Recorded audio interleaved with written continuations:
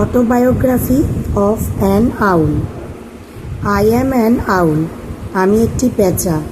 I am known as a nocturnal bird. আমি পরিচিত রাত্রিকালীন পাখি হিসেবে। So you call me a night bird. তাই তোমরা আমাকে রাত্রিকালীন পাখি বলতে পারো। I can not come out at day as you think me your enemy.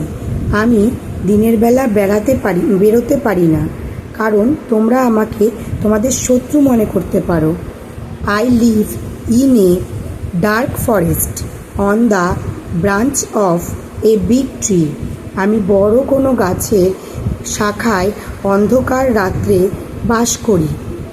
I have golden eyes and grey feathers. আমার আছে সোনালি রঙের চোখ এবং ধূসর রঙের পালক। My activity start at night when other birds and insects are asleep. আমার কার্যকলাপ শুরু হয় রাত্রেবেলা, যখন অন্যান্য পাখিরা এবং পতঙ্গরা ঘুমিয়ে পড়ে। Then I feel move and collect my food like mice and insect. তারপরে আমি বেরোই আমার খাবার জোগাড় করতে, যেমন ইঁদুর, পতঙ্গ।